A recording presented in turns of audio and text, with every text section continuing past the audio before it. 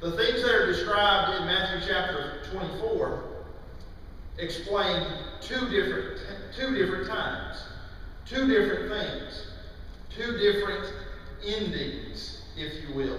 One ending is early and quick. The other one is the ultimate ending, the end of time, the coming of the Son of Man. I want you to look at this, what he says here.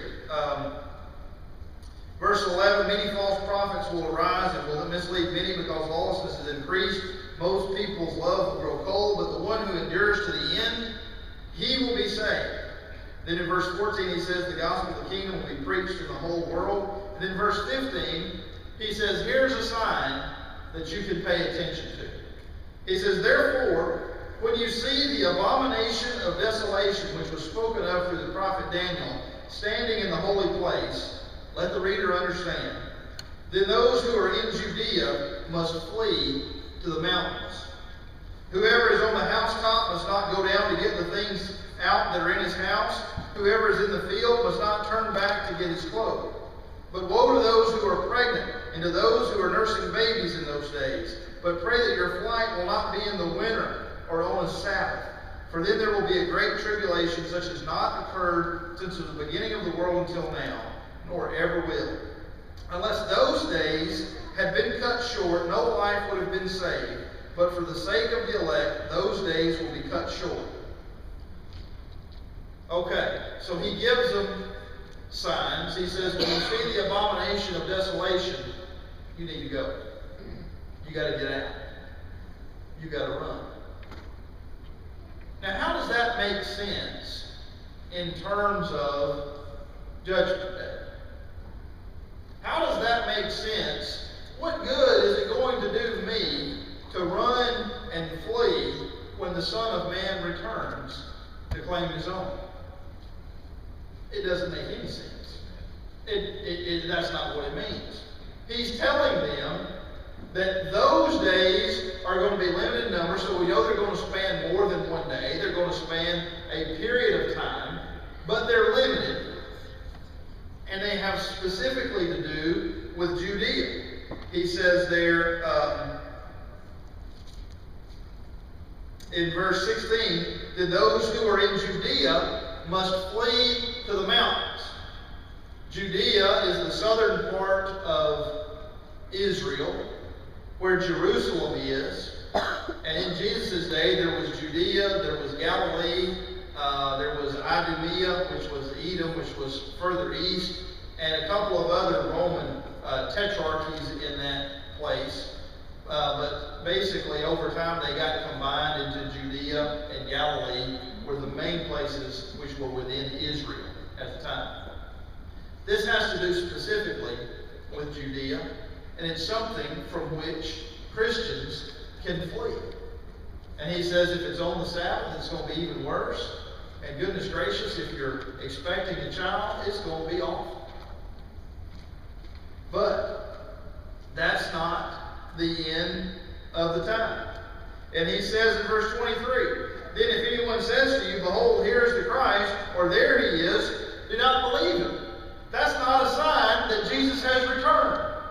For false Christs and false prophets will arise and will show great signs and wonders, so as to mislead many, if possible, even the elect. Behold, I have told you in advance. So if they say to you, behold, he is in the wilderness, do not go out. Or behold, he is in the inner rooms, do not believe them. For just as the lightning comes from the east and flashes even to the west, so will be the coming of the Son of Man. Wherever the corpse is, there the vultures will gather. Jesus says, when I come back, you won't miss it. When I come back, there won't be any mistaking what's going on. There won't be any running away. It's like the lightning from the east to the west. You can't get away, you can't hide, and there's no confusion about what's going on. So what is he talking about before that? What is this other stuff that he's talking about before the coming of the Son of Man? Well, look at verse 15. He says, the abomination of desolation. Let's go back quickly to the book of Daniel. The book of Daniel includes it specifically says there in verse 15, which was spoken of through Daniel the prophet. So we know the abomination of desolation he's talking about is discussed in the prophecy of Daniel. So go back to Daniel chapter 9. Daniel chapter 9 talks about the Messiah, talks about the coming of the Messiah, talks about the rebuilding of Jerusalem. Of course, when Daniel is writing, he has been carried off into captivity by Nebuchadnezzar. He's living in Babylon. Pretty much his entire adult life is in Babylon.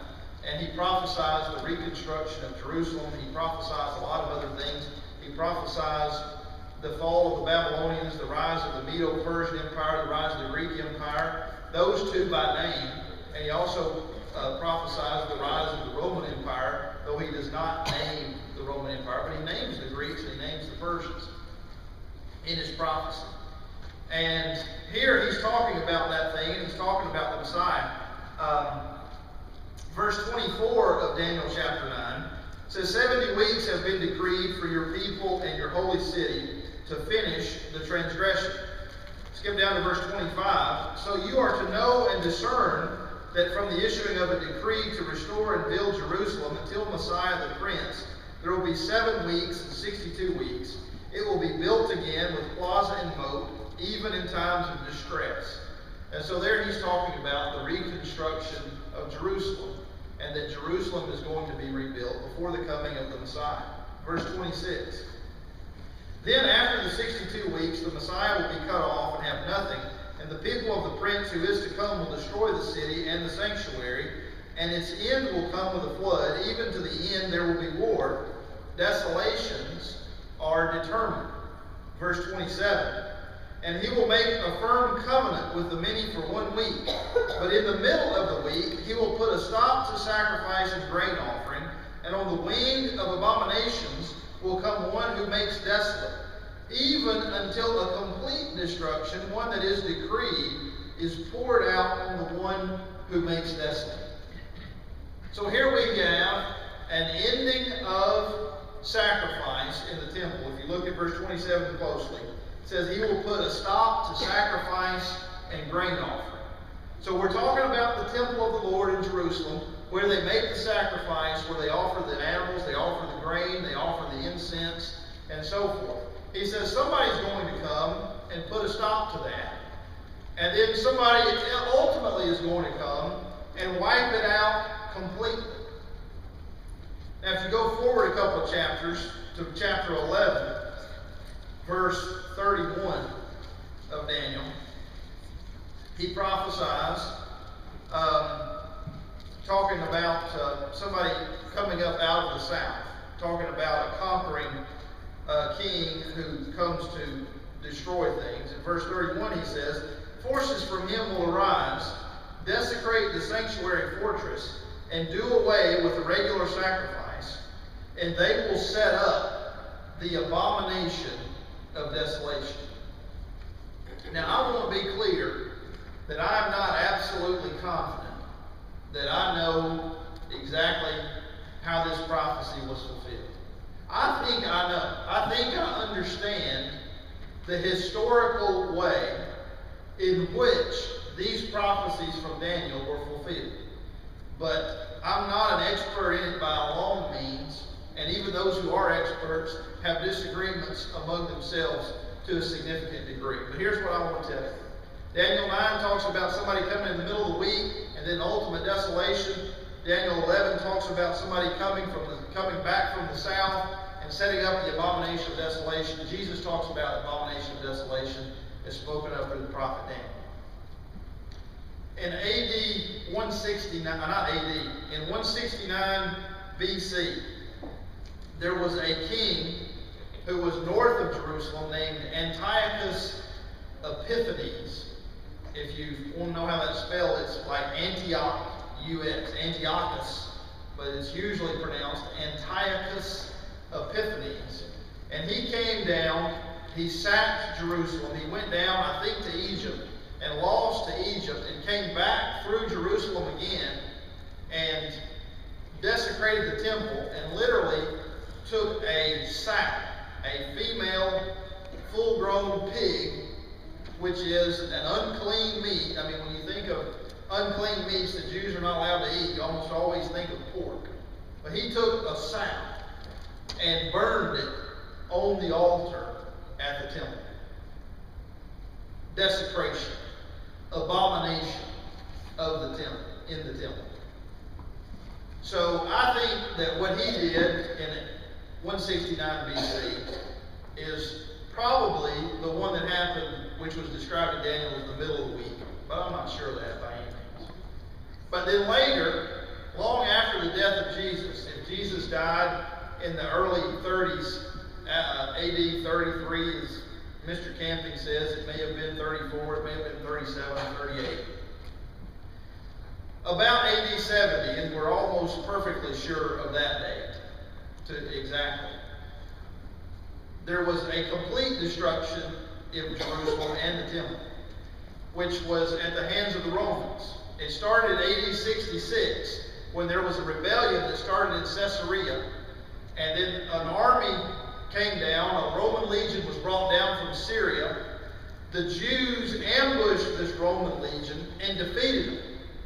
Nero was the Caesar back in Rome, and you know how Nero mistreated the Christians and led a terrible persecution against the Christians. Nero sent a general by the name of Vespasian to Israel to put down the rebellion. And he conquered Galilee. He started to seize Jerusalem, but he also conquered Galilee to the north. But the Jews held Jerusalem, and they had a lot of people there, and it was well fortified, well defended. They had expelled the Romans from Jerusalem. It was a full-fledged revolt against Rome in AD 66. They held out for 4 years. The Romans came and built another wall all the way around the city and dug a trench. And if you were caught in that trench between the two walls, they would crucify you. They would catch you and crucify you if you were trying to flee Jerusalem but not surrender. And so finally, in AD 69, Nero kills himself because he's lost all control of Rome and the people have all turned against him. Vespasian, his general in Israel, goes back and becomes the emperor in AD 69 and leaves his son Titus to be the new general. Titus finally pierces the Jewish walls in Jerusalem, finally sacks the city, and this time he doesn't just tear it up, he tears it down. He tears it down brick by brick and piece by piece, and pulls the walls of the temple down, completely destroys it. Now, if you realize that that's going to happen 35 years after Jesus speaks these words, and you go back up here in Matthew chapter 24, Jesus says, when you see the abomination of desolation, when you see what's happening at the temple, when you see these armies gathering around and this tribulation and this terrible persecution that's arising, it's time to get out. Because they're going to kill the city, they're going to kill everybody in it, they're going to tear it down brick by brick. And you need to leave. But you can go to the mountains, you can get out of Judea, and you'll be okay. Because it's a limited destruction of Jerusalem.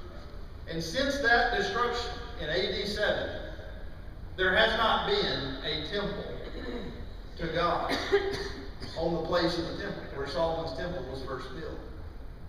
Ever since then, today, there stands a Roman mosque in that place.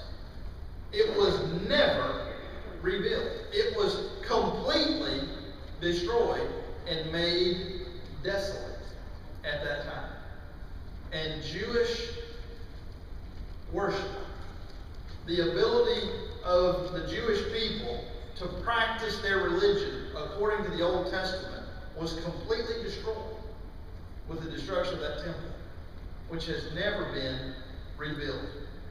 That destruction, I think fairly clearly, is what Jesus is talking about up through about verse 27.